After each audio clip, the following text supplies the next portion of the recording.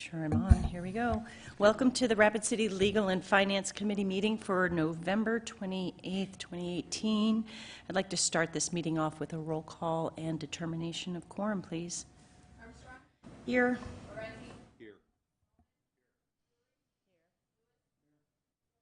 Great. Now that a quorum has been established, I'd welcome a motion to adopt the agenda as presented. Second. Okay, motion by Mr. Solomon and second by Mr. Laurenti. All in favor? Aye. Okay, let's move on to our general public comment portion. This is a time for any member in the audience to discuss items currently not on today's agenda. Are there any speaker request forms? Anybody? Okay. All right, seeing that, general public portion is now closed, and we'll move on to our consent items. Today's consent items on the agenda are 1 through 9, and we'll open up to public comment. Anyone? Okay, just making sure. And public comment is now closed. Are there any committee members that would like to pull any items on today's agenda? Mr. Solomon? Thank you, Madam Chair. May I pull item number 4, please? Number 4. Anyone else? Okay. Anyone else? No? Okay. No. Okay. A motion to approve items 1 through 9 with the exception of number 4. All in favor? So moved. Oh, yeah. Exactly. We have a first and a second. Thank you so much. Okay. Mr. Solomon, you have the floor for number 4. Thank you. First of all, I make a motion to approve. I can get a second. Second. And retain. Okay. And may I direct a question to our fire chief? Absolutely. Chief Seals, just for our edification and communication purposes, can you explain why it's important for us to support this strategy? I could, but I invited Lieutenant Tim Weaver here in the audience with our department. He handles all of our wild and urban interface, as well as our Firewise community and our vet program, so I'd like to turn it over to him and let him talk about it a little bit. Please. Do you want to approach the podium? And probably what I'm looking for is just more of an awareness for all of us in the community about why it's important for us to care about what's happening in the forest here in the city. Certainly. The Black Hills Resilient Forest Strategy was really a transformation from the mountain pine beetle strategy that was formed a few years ago. And that committee was formed to help deal with the mountain pine beetle epidemic in the Black Hills. And that their efforts were largely successful.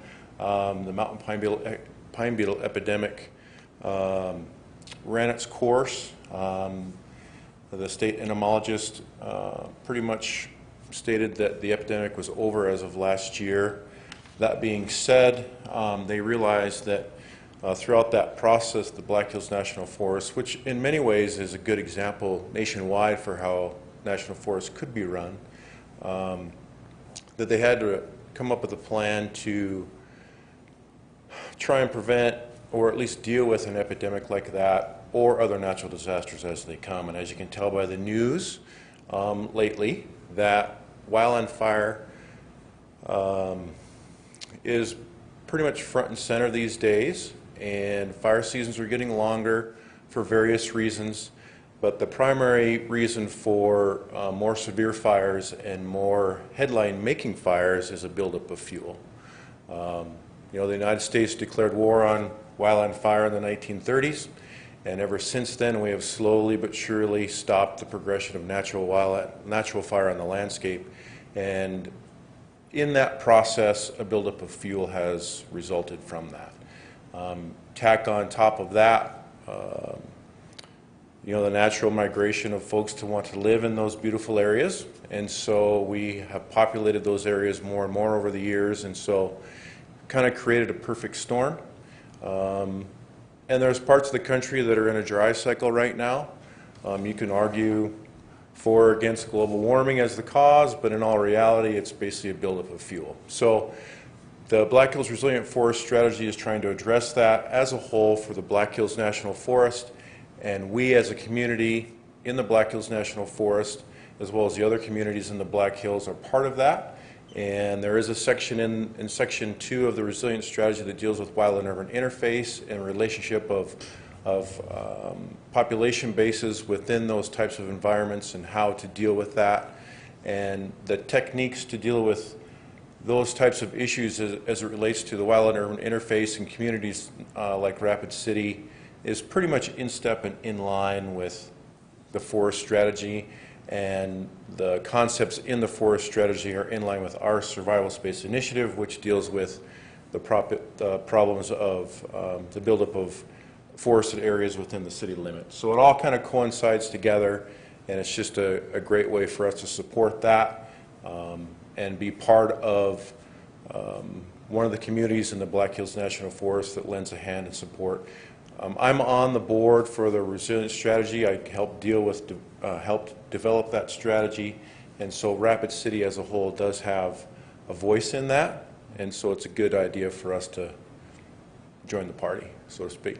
Well, thank you for all your work on that and the fire department as a whole. Obviously, we love living next to the beautiful Black Hills, and those headlines, we don't want those headlines here, but when they happen, you know, I know you guys are ready, but everything we can do to prevent that, obviously, is key. And so thank you. I definitely support this, and I appreciate you taking the time to share with us today. Thank you. Thank you. Okay, the motion on the floor is to approve this. All in favor? Aye. Okay, motion carries. All right, now let's move on to our non-consent portion of the agenda. Public comment is now open. Anyone? Okay. Not now, it's closed. Okay, we'll move to item number 10, which is the introduction and first reading of ordinance number 6292, an ordinance to revise the requirements for townhouses by amending section 17.50.020, as well as 17.50.030 of the Rapid City Municipal Code. Welcome a motion. Motion to approve. Second. Okay, we've got a motion to approve by Mr. Laurenti, second by Mrs. Drury, but we have Mr. Lewis chiming in. You have the floor.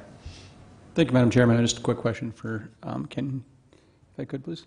Sir, so I assume this is just to clarify some language that was just in the situation. I looked at it, looks pretty clear, cut and dry, just making sure that's all it is. Right. We consider this a housekeeping ordinance, and we've got a handful of others that will be coming forward to you soon, just trying to clean up some portions of the ordinance to make them cohesive and make sense with other sections. Okay, I appreciate that. And what is the minimum size for a PUD or PRD, I'm sorry?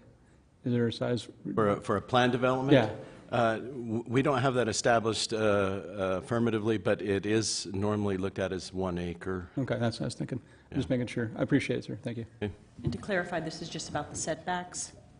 It's both about setbacks and that they can be permitted in a LDR1 residential district if part of a plan development. Great. Thank you so much for your work on this. Okay, Yeah. motion on the floor is to approve. All in favor? Aye. Okay.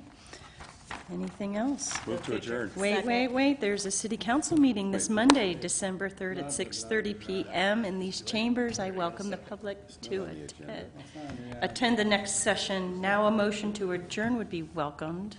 Move to adjourn again. Second. All right, all in favor? Aye. Thank you. Have a lovely day. Actually, I think that that's nice that you. Yes.